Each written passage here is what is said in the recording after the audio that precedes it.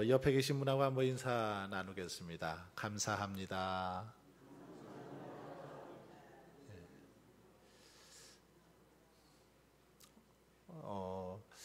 그런 말이 있어요. 감사해야 될 이유를 이 그자로 시작하는 네 가지 이 그로 시작하는 감사가 있습니다. 첫 번째 어떤 감사냐면 그러니까 감사입니다. 그러니까 한번 옆 사람하고 인사하겠습니다. 그러니까 감사합니다. 네.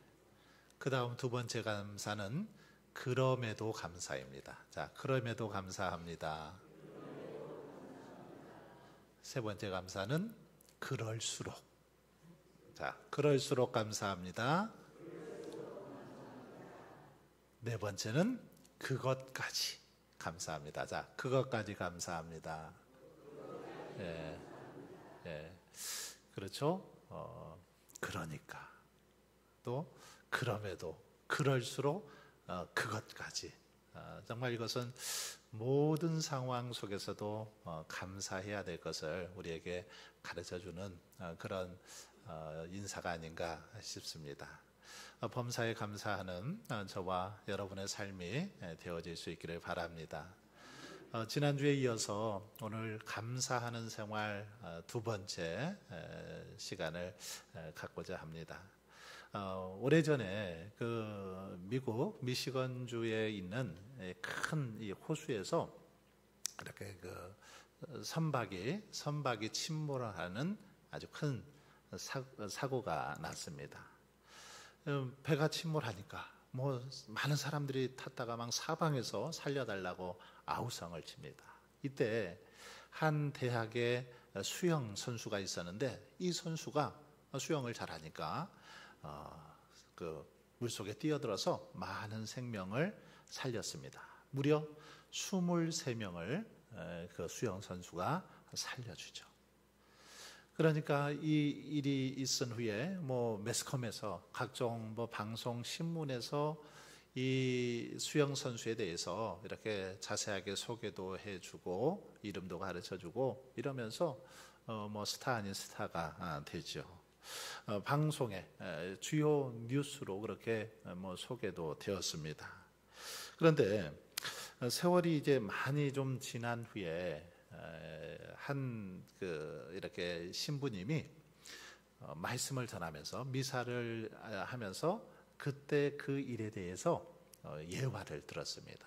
그때 이런 사고가 있었는데 이 수영 선수가 있어서 이렇게 많은 생명을 살릴 수 있었노라고 이런 얘기를 이렇게 쭉 전했는데 이제 미사가 끝난 후에 한 사람이 찾아와서 하는 말이 신부님 그때 그 수영 선수가 바로 접니다. 제가 그때 그렇게 많은 사람을 살릴 수 있었습니다. 이렇게 말하는 겁니다. 이 이야기를 듣고 신부는 궁금했습니다. 신부님은 궁금해서 그렇게 물었습니다. 아이고, 진작 알았으면 소개라도 할 걸 그랬습니다. 그러면서 이렇게 물었습니다. 그런데 그때의 기억이 지금도 생생하십니까? 그때 정말 가장 기억에 남는 일이 있다면 무엇입니까? 라고 그렇게 물었습니다. 그러자 이 젊었을 때 대학의 수영 선수였던 이 사람이 이제는 나이가 많이 들었죠. 이렇게 말하는 겁니다. 예, 그때 가장 기억에 남는 것은 그때 제가 23명의 사람들을 그렇게 구해 주었는데 단 한 사람도 저에게 찾아와서 감사하다는 이야기를 하지 않은 겁니다. 이렇게 말을 했다는 겁니다. 많은 사람들에게 이제 뭐 자기 얼굴도 알려주고 이름도 알려주고 그랬음에도 불구하고 누구 하나 23명 중에 찾아와서 감사하지 않았다. 이것이 가장 기억에 남는다. 이렇게 얘기했다라는 그런 이야기가 있습니다. 어쩌면 감사를 잃어버린 이 땅의 인생의 모습을 대변하고 있습니다. 어쩌면 우리는 뭐 이 23명, 야, 참 너무하다. 참 나쁜 사람들이다. 배은망덕한 사람이다. 이렇게 말할 수 있지만 사실 따져보면 오늘 우리의 삶도 정말 많은 어떤 감사의 그런 조건들을 우리가 가지고 있고 또 은혜를 받았음에도 불구하고 감사하지 못하는 오늘 우리의 모습을 이 이야기 속에서 발견해 볼 수 있습니다. 여러분, 감사 정말 수없이 아마 들어보았을 것입니다. 신앙생활 오래 하신 분들은 아마 귀가 아프도록 따갑도록 감사해야 된다, 감사하라 말씀 많이 들어보셨을 텐데, 여러분, 이 감사, 왜 우리가 이렇게 성경은 감사하라고 명하는 걸까요? 왜 그렇게 감사하라 감사하라 강조하는 것입니까? 오늘 감사하는 생활 이 2에서 함께 살펴볼 텐데, 자, 한번 화면 띄워주시죠. 감사, 왜 그렇게 우리가 감사할 것을 명하고 있습니까? 첫 번째는 하나님께서 감사하는 삶을 가장 원하시고 기뻐 받으시기 때문이죠. 계속해서 설교자들이 감사하라고 그렇게 외치는 것은 감사하는 삶을 하나님께서는 원하시고 또 기뻐하시기 때문에 그렇다라는 것입니다. 감사는 그래서 우리 성도들의 정말 당연한 의무이기도 하고 하나님께서 가장 귀하게 여기시고 기뻐하시는 일이 감사이기에 감사할 것을 그렇게 명하고 있습니다. 신학자죠. 이 칼뱅은 아주 이렇게 의미 있는 말을 했는데 같이 한번 읽어보겠습니다. 뿔과 굽이 있는, 같이 한번 읽어보겠습니다. 시작.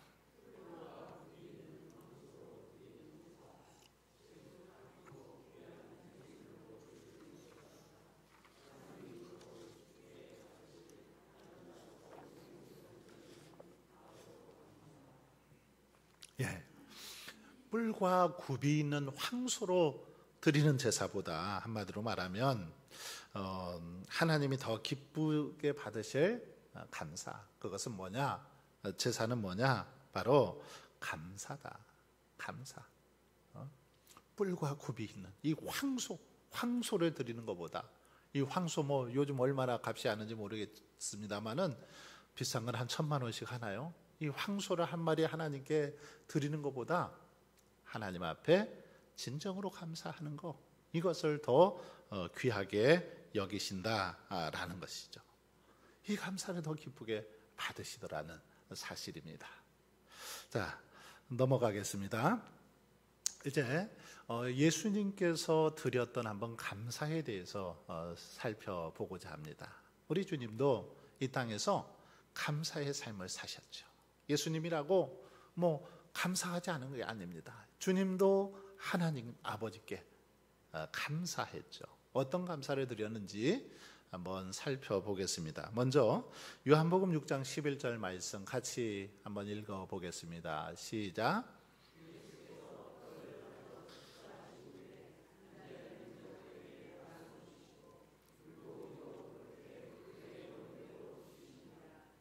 자, 여기 보시면 예수께서 떡을 가져 축사하신 후에, 축사하셨다. 이 말은 예수님께서 이렇게 일용할 양식을 앞에 두시고 하나님 앞에 감사의 기도를 드렸습니다. 특별히 이 요한복음 6장 이 지금 11절의 내용은 뭐냐면 오병이어를 드렸던, 오병이어를 통해서 놀라운 그런 기적을 베풀었던 장면이죠. 한 아이가 보리떡 5개, 자기 도시락입니다. 자기가 점심때 먹으려고 싸왔던 도시락, 보리떡 5개와 그리고 물고기 2마리, 이 2마리를 한 아이가 그 대중들을 위해서 이렇게 자기 도시락을 내놓습니다. 그러자 예수님께서 이 도시락을 놓고, 지금 어쩌면 이 도시락은 한 소년의 한 끼, 점심 한 끼 분량이죠. 그런데 이것을 놓고 하나님 앞에 축사하셨다라는 거죠. 간절하게 하나님 앞에 기도하시고 이제 떼어 주시죠. 그러니까 어떤 역사가 나타납니까? 이것을 5,000명 이상 먹고도 12광주리가 남는, 12바구니가 남는 그런 역사가 일어나죠. 바로 오병이어의 그 기적의 사건이죠. 한 소년이 드렸던 어쩌면 아주 작은 그런 정말 그런 도시락 하나에 불과했지만 이것 하나를 놓고도 주님은 감사의 기도를 하나님 앞에 올려드렸습니다. 그랬더니 하나님께서 정말 넘치도록 축복해 주셔서 5천 명이 먹고도 12바구니가 남는 그런 역사가 일어났습니다.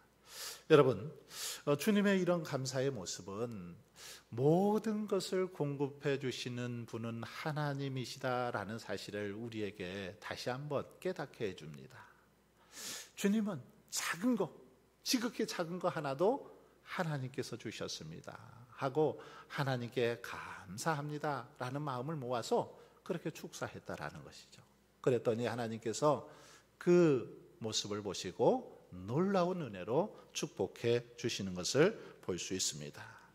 여러분, 그러기에 감사는 뭐 큰 거 당연히 감사해야 되죠. 하지만 지극히 작은 것도 감사해야 됩니다.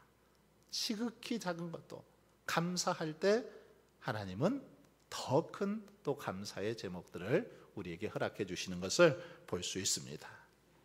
자, 두 번째 넘어가겠습니다. 요한복음 11장 41절 말씀 같이 한번 읽어보겠습니다. 시작.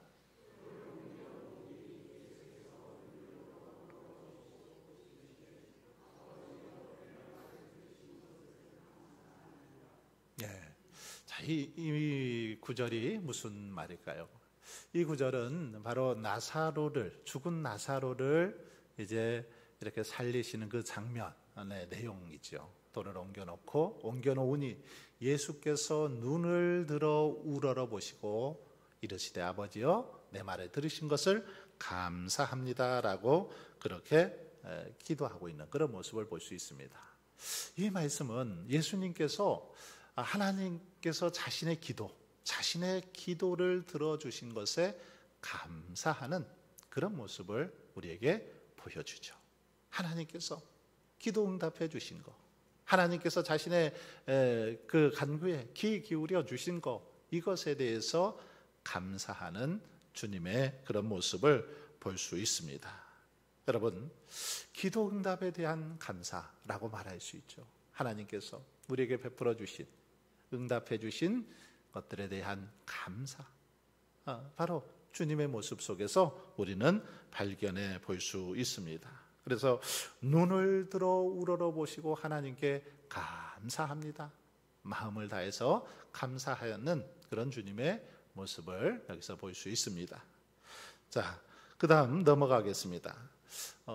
다음 성경 구절에서 감사의 조건에 대해서 알아봅시다 했는데, 자, 감사의 조건들 먼저 1번 고린도후서 9장 15절 말씀입니다.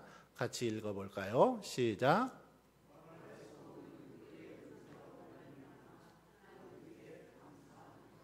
자, 사도 바울은 말할 수 없는 그의 은사로 말미암아 하나님께 감사하노라 이렇게 감사의 고백을 하고 있죠. 자, 그러면 말할 수 없는 그의 은사가 뭘까요? 말할 수 없는 그의 은사로 말미암아 감사한다. 말할 수 없는 그의 은사. 이 은사는 한마디로 말하면 바로 저와 여러분이 영원히 죽을 수밖에 없는 죄인들이었지만 주님의 은혜로 구원받은 은혜입니다. 구원받은 일이죠. 바로 이것이 말할 수 없는 그 은사인 거죠.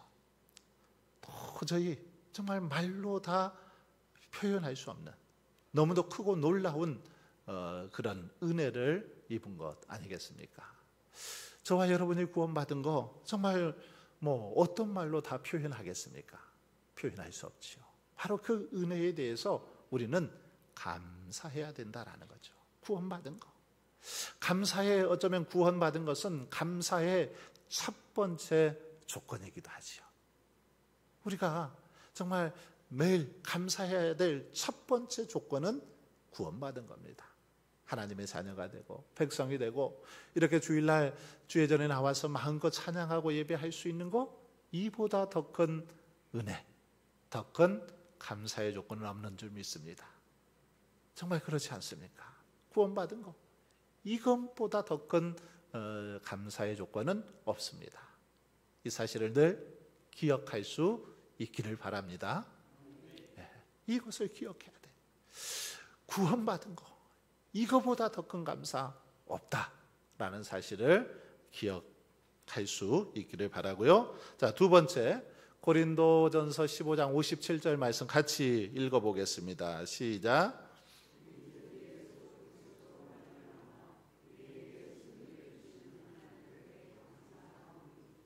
자, 이 말씀 많이 들어보셨죠? 우리 주 예수 그리스도로 말미암아 우리에게 승리를 주시는 하나님께 감사하노니. 바울은 하나님께 감사하는데 특별히 우리에게 승리를 주시는 하나님께 감사한다. 이 말은 다시 말하면 우리가 믿고 섬기는 하나님은 우리에게 승리를 주시는 하나님이시라는 겁니다. 우리가 승리케 하시는 하나님이십니다. 여러분, 우리 하나님은 승리케 해주시는 하나님이십니다. 우리가 패하게 하시는 하나님이 아니라는 거죠. 늘 영적 싸움에서 승리케 하시는 분, 죄와 사망의 권세를 깨뜨리시고 승리하신 분, 바로 우리 하나님이십니다.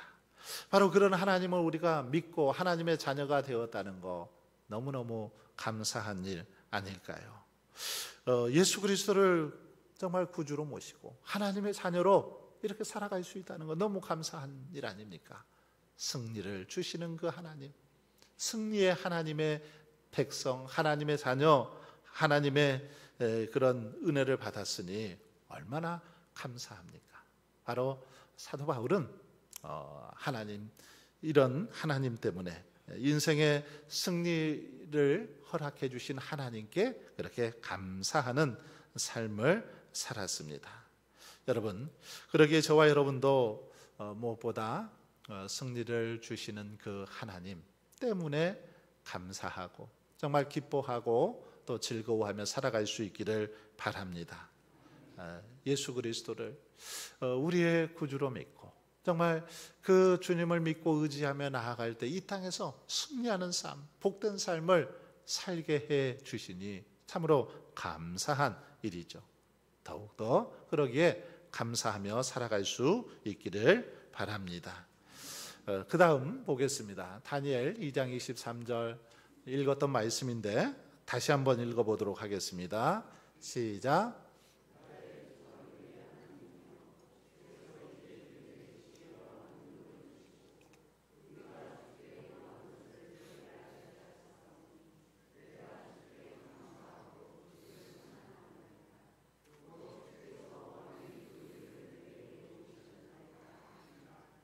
자, 다니엘이 하나님께 감사 찬양하고 있는 그런 내용이죠.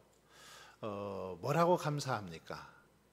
주께서 이제 내게 지혜와 능력을 주시고 자신에게 지혜와 능력을 주셨기 때문에 감사하다라고 다니엘은 그렇게 고백하고 있습니다.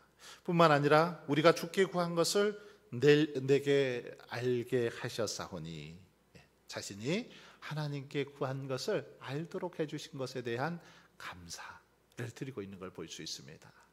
여러분, 우리 하나님은 정말 우리에게 지혜와 능력을 주시는 그런 하나님이신 줄 믿습니다.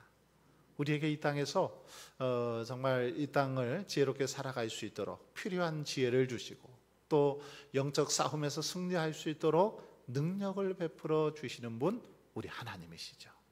다니엘에게만 이런 능력과 지혜를 주신 것이 아니라 오늘 저와 여러분에게도 이런 지혜와 능력을 주셨습니다. 그러니 다니엘처럼 저와 여러분도 늘 감사해야 될 줄 믿습니다. 특별히 다니엘은 어떻게 감사하고 있습니까? 여기 보시면 내가 주께 감사하고 이렇게 감사합니다라는 고백과 함께 그 다음 보니까 주를 찬양하나이다. 주를 찬양하. 감사합니다라고 고백으로 또 끝나지 않고 주를 찬양하고 있는, 어쩌면 이 찬양은 또 다른 감사의 모습이다라고 말할 수 있습니다. 찬양, 감사한 이 마음이 있을 때 마음속에서 자연스럽게 또 울려 나오는 게 찬양이죠. 그렇기 때문에 찬양은 또 다른 제2의 감사다라고 이렇게 말할 수 있습니다. 다니엘은 이렇게 하나님께서 베풀어 주신 지혜 또 능력에 대해서 그렇게 감사했습니다. 특별히 우리는 이렇게 감사와 찬양을 올려드리는 다니엘의 모습 속에서 다니엘의 겸손함을 발견해 볼 수 있습니다. 다니엘의 겸손한 모습을 볼 수 있죠. 그 뒤에도 보시면 그런 말씀이 있죠. 곧 주께서 왕의 그 일을 내게 보이셨나이다 하니라. 무슨 말일까요? 하나님께서 이렇게 지혜를 주시고 능력을 주셔서 깨닫게 하시고 또 해석할 수 있는 이렇게 지혜를 주셨다, 능력을 주셨다. 이것은 내가 잘나고 능력이 있어서가 아니라, 내가 한 것이 아니라 하나님께서 그 일을 자신에게 보여주셨기 때문이다. 이런 지금 고백이죠. 그러니까 자신의 어떤 영광으로 돌리지 않고 하나님께 전적으로 영광 돌리는, 감사하는 그런 겸손한 다니엘의 모습을 이 속에서 볼 수 있습니다. 자, 그리고요 4번 넘어가 보겠습니다. 데살로니가전서 1장 2절 말씀 같이 한번 읽어보겠습니다. 시작.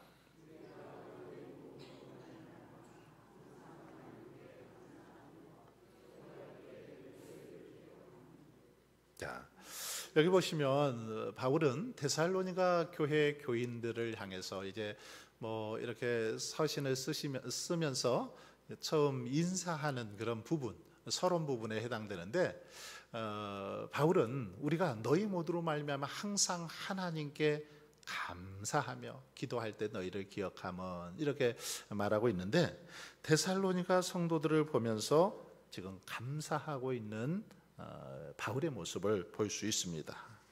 바울은 이들의 그 신앙생활하는 모습을 보면서 감사했습니다. 특별히 그들이 처음 예수 그리스도를 믿고 그렇게 또 신앙생활 잘하는 그 모습을 보면서 감사하고 있는 그런 바울의 모습을 보게 됩니다. 그래서 너희 모두로 말미암아 항상 하나님께 감사하며, 너희들의 모습을 볼 때마다 참 감사하다.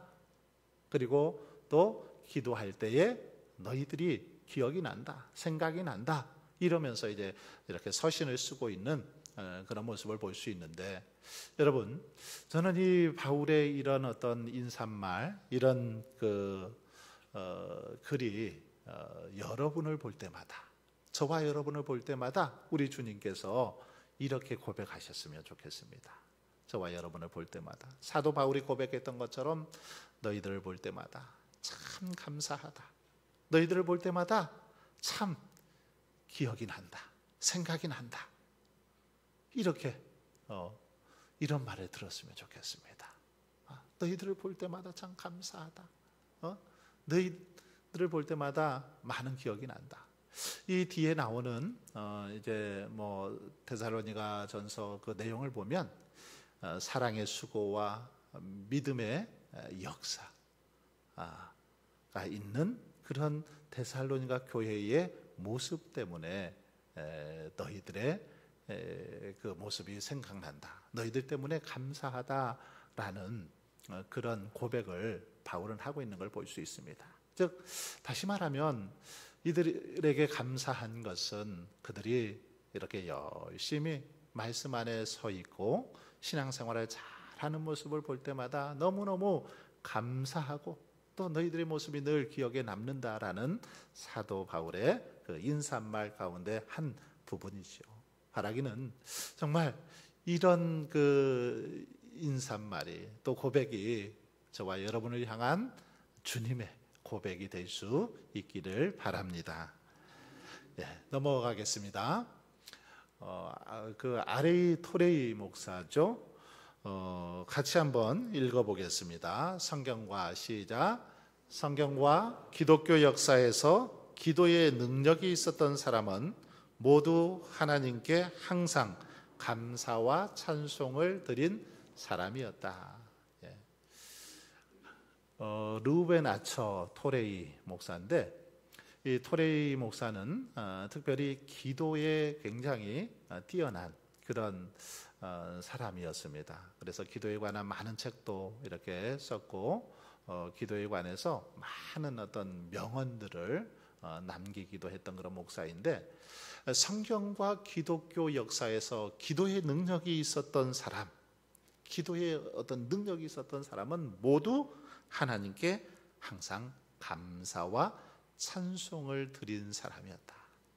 그러니까 이 기도와 감사와 찬송이 이게 아주 밀접한 관계가 있음을 보여주고 있습니다. 기도의 사람, 능력 있는 기도의 사람은 항상 감사와 찬송의 사람이었다라는 것이죠. 아주 중요한 의미가 있습니다. 만약에 감사하지 않고, 예를 들어서 찬송하지 않고 그냥 늘 원망하고 불평하고 짜증내는 사람이 기도의 사람이 될 수 있을까요? 기도의 사람이 될 수 없다는 거죠. 바꿔 말하면 그렇게 말할 수 있는 겁니다. 기도의 사람은 늘 감사와 찬송의 사람이더라는 거죠. 감사, 찬송하는 사람은 더 하나님 앞에 기도할 수 있고, 또 기도의 놀라운 능력을 그렇게 가지고 살아가더라는 겁니다. 반대로 기도하지 않고 원망하고 불평하고 짜증내는 사람들은 기도에 능력이 없다라는 거죠. 그래서 결국은 하나님께 그렇게 인정받지도 칭찬받지도 못하더라는 겁니다. 여러분, 감사와 찬송이 그러니 우리의 신앙생활에 얼마나 중요한지 이 말씀을 통해서 다시 한번 깨닫게 됩니다. 자, 마무리하도록 하겠습니다. 같이 1번 읽어보겠습니다. 시작.